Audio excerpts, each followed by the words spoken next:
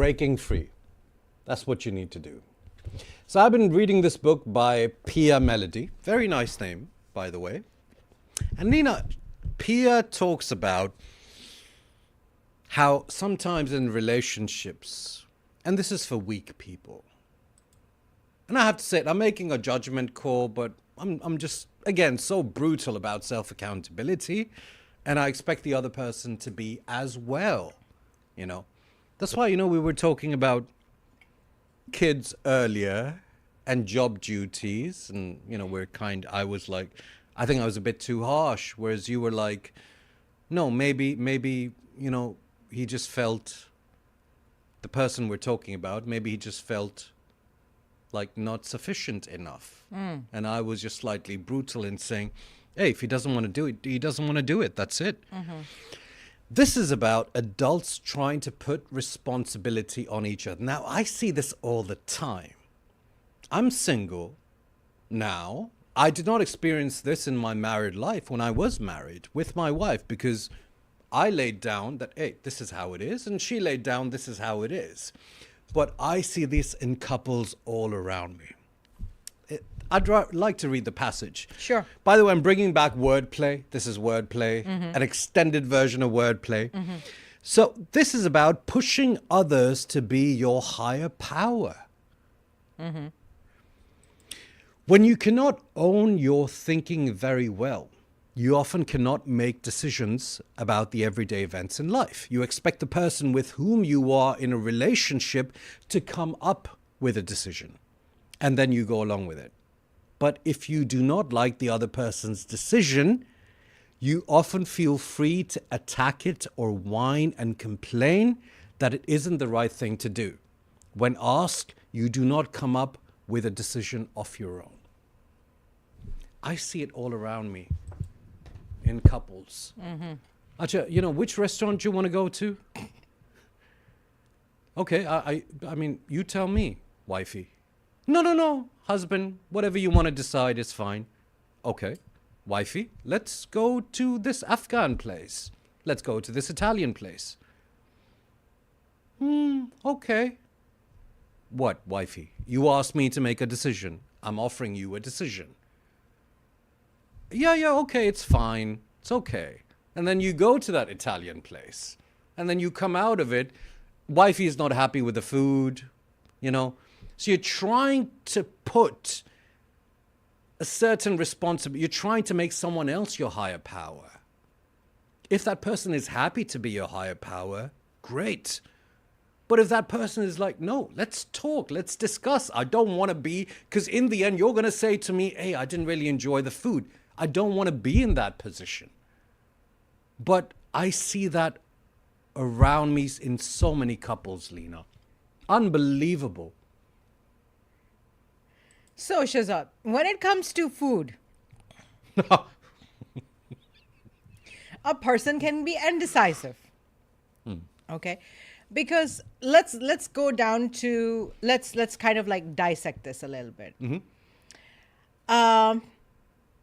Decision making. I think that is the point. Right. It's not even food, it's decision making.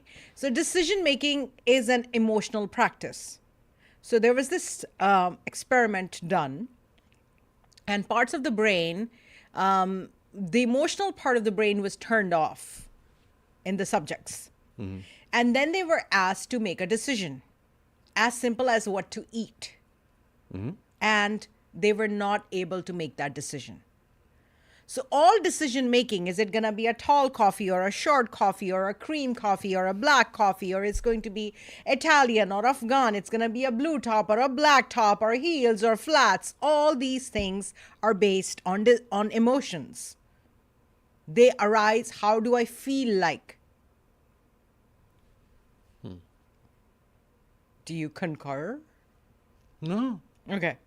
So according to that experiment, everything's based on emotion. Now, if in a certain point, certain place, one person says they do not feel emotionally equipped enough to make this decision, and they want the other person to make the decision, and they want to give the other person the higher power,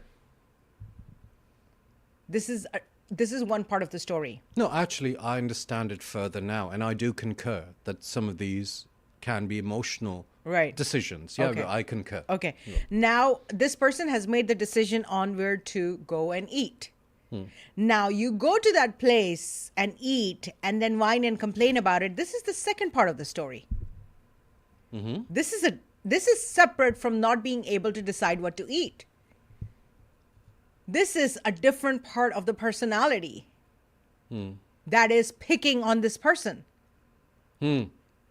Like, I do this all the time. So I am like, oh, it's Saturday. I don't say, but from now onwards, I'll say the words, you have the higher power.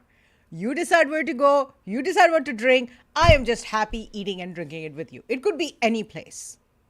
Because honestly, how bad can a food be? Okay. But if a person has a track record of always complaining, eating out at a place where their partner suggests to go and eat, this is not a food problem.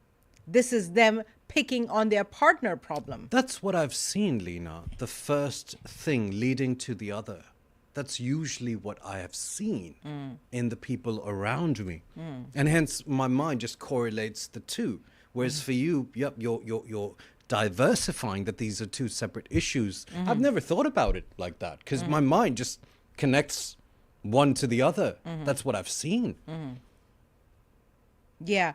And I think in the mind of the person, a pattern has been set that I will be able to complain and whine and pick on this person if I allow them to choose the place to go to, and then it becomes a pattern and it happens again and again. Yeah. So these are like, there's like so much going on in this one little situation, and one person is feeling entitled to complain, and the other person is saying, I don't want to be in this place where you're complaining all the time, so why don't you pick where to eat? So these are like small little everyday things. It seems like it, but these are actually really deep rooted problems. Yeah, I concur. I concur. I mean, I'm tempted, like if something like that happens to me and be like, okay, you decide, I'll be like, okay, let's go to a hardcore Chinese place and have, or a Thai place, and have cockroaches grilled and scorpions grilled. Let's try that, sweetheart. Then I want to see their reaction. Okay, you've said to me, because I know where this is going. All right. So how about this? And then I want them to take ownership and say, no, let's go for, like nihari instead. Or let's go for biryani instead. Right. I'll be like, okay, sweetheart, great, amazing. Next time, I will choose the place. Next time, we'll go maybe to a Japanese, or maybe we'll get noodles or something. All right. But if I feel at any point, see, a person can only treat you the way you allow them to treat you. Right. Exactly. So if you are allowing yourself, and to any couple, and I do know some husbands that are going through this, if you allow yourself to be treated that way, then it is what it is. But again, if it leads on to something sinister, which is a deep-rooted problem, as you said. If it's just about being indecisive, yeah, it's okay. Let's go where you want to go. Hey, what do you choose? Okay, let's try that. That's fine. But I kind of clock in certain couples that it's kind of slightly more sinister. Right. It is. And it's interesting how you use the word, I know a lot of husbands are going through this. Yes. Us poor husbands and males and the men, the hard-working men in the society. Bichare. Poor you. Love it. Women are manipulative. Thank you. And it's because that is part of being a woman. And it is by design. It is by design. It is by design. It's nature's design. The reason women are manipulative is because they have survived in a society where men are going out and working and bringing home the animal or the food or the money, everything. And up until birth control was invented, they are at the mercy of nature. So they will bear children, and because they bear children, there are a lot of things that they cannot do. And once they have children, they're taking care of their children. So they do not have control over a lot of things. And these kids are definitely not in their control. We know that. So they do not have a lot of control over these men who are spending this entire day outside. They don't have control over their children. They don't have control over decision making. So they learned to be manipulative to gain power. Your eyes are very intense, can I just say, in this whole segment. We stop here. We will talk about men in another episode. This has been all about women. Huh? Well, that's it. Abhi poor men, bichare men, what is... Well, I went into that briefly, and I want to continue about the poor men and whatnot in another episode. In another episode of the Leena Shah Video Show. The Leena Shah Video Show.